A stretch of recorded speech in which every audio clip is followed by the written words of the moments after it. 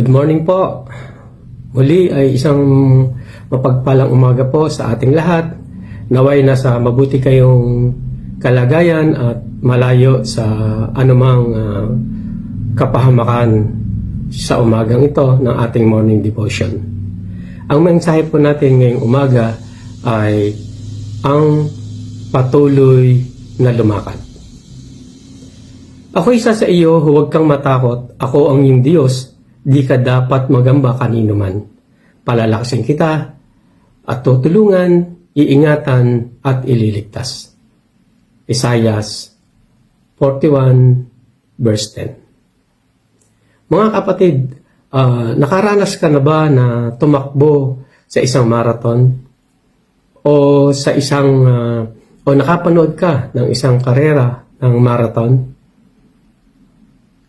Siguro marahil ay nakapanood na kayo ng mga ganitong event na ang runner, ang tanging puhunan ay kalakasan at ang kanyang excitement na tumakbo.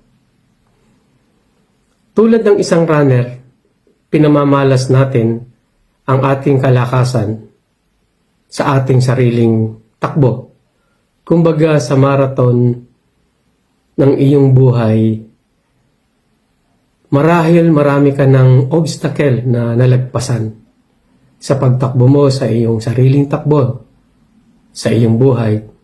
Marami ka ng pagsubok na nalagpasan, marami ka ng ilang beses ka ng nadapa, marami ka ng problema, marami ka ng kalungkutang dinanas. Subalit sa panahon ng iyong kalungkutan,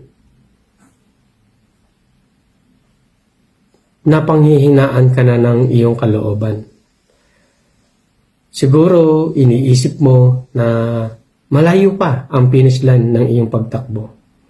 Baka nakakaramdam ka na ng pagod, kalungkutan. Kapatid, hindi mo kailangang mahiya.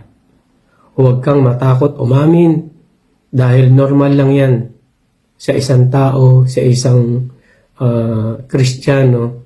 Normal lang yan, napapagod sa mga problema na dumarating sa ating buhay. Kasi at the end of the day,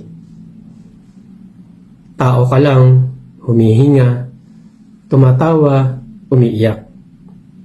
Minsan dumaan tayo sa pagsubok, nadapa at dumaan sa pagbabago. Normal ang lahat ng ito.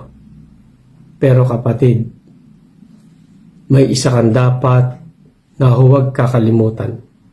At lagi mong tatandaan, never kang iiwan ng Panginoon. Hindi ka iiwan ng Diyos. Muli ang sabi sa Isaiah 40:10, ako isa sa iyo, huwag kang matakot. Ako ang iyong Diyos, di ka dapat magamba. Pagpapalain kita at tutulungan, iingatan at ililigtas.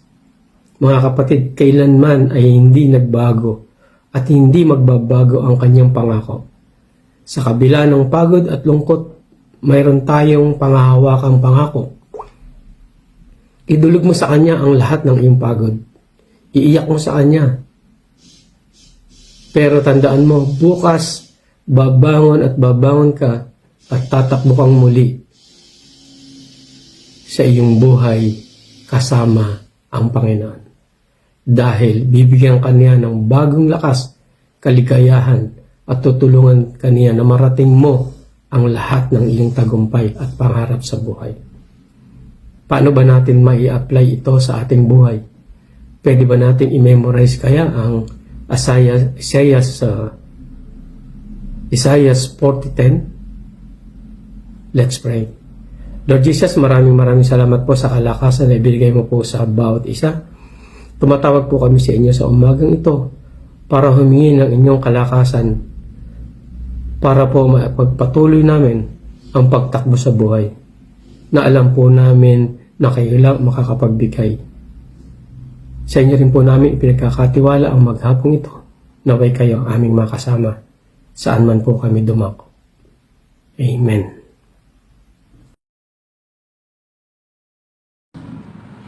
Good morning! Kamusta na po kayo?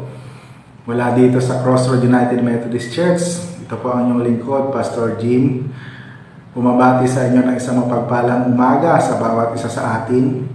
Ngayon po ay araw ng Lunes at isa na namang edisyon ng morning devotion ang ating natunghayan sa pamamagitan ng ating kapatid na si Kuya Egay Ainsa.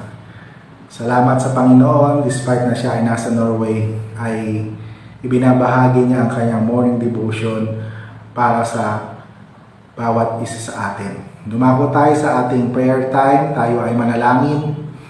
Gracious and loving God, pinupuri ka namin sa umagang ito ng Monday. Thank you po sa isa na namang edisyon ng morning devotion ay binahagi sa araw na ito ng iyong anak na si Kuya Egay Ainsa. Salamat po sa kanyang buhay, sa kabila na siya ay nasa Norway, ay patuloy siyang nagpupuri at nagpapasalamat sa iyo sa pamamagitan ng pagre-render ng kanyang morning devotion na nagbigay sa amin ng inspirasyon, ng kalakasan, ng guide sa bawat isa sa amin sa araw na ito ng Monday. Patuloy niyo pong samahan, ingatan ang lahat ng iyong mga anak na nanonood, nakikinig sa mga oras na ito. At anuman po ang panalangin ng kanilang puso ay patuloy ko pong pinag-pray sa iyo. Pinag-pray ko po sa iyo ang lahat ng iyong mga anak na may mga karamdaman na maaaring ang iba ay nanonood, nakikinig sa mga oras na ito. Patuloy niyo po silang i-bless at hipuin ang iyong mapagpalang kamay at nawa para naman sa nila yung kagalingan na nagmumula sa iyo. Pinag-pray din namin sa iyo ang mga kapatid na humihingi ng mga blessing. Patuloy niyo po silang pagpalain, i-provide niyo po ang kanilang mga pangailangan. Pangunahan niyo po kami sa kabuuan ng linggong ito. Yung may iba ay na pumapasok sa paaralan, tanggapan, opisina na kanilang kinabibilangan, itinataas namin sila sa iyo. Ganon din po yung mga may mga negosyo, patuloy niyo rin pong pagpalain at nawa patuloy pong maranasan ang kaayusan, kapayapaan, kaginhawaan ng aming bansang Pilipinas. Pinagpipray ko po lahat ng mga OFW na nag-work sa ibayong dagat, pagpalain niyo po sila. At ganoon din po, pinagpipray ko rin sa iyo ang lahat ng mga nakakaranas ng mga pagsubok, ng mga trials. Tulungan mo po silang ma-overcome ang lahat ng ito. Marami pong salamat. Sa iyo po namin binabalik ang pinakamataas na papuri sa pangalan ni Jesus na aming Panginoon. Amen. Ayan. Natapos na naman tayo sa isa na namang edisyon ng morning devotion sa araw na ito ng Monday. At thank you Kuya Egay Ainsa sa iyong pag-render ng iyong morning devotion.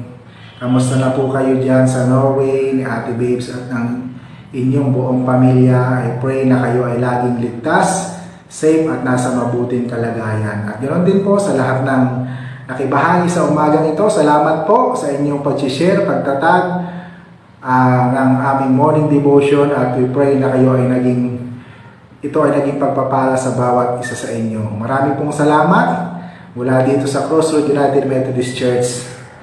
God bless everyone. Paalam!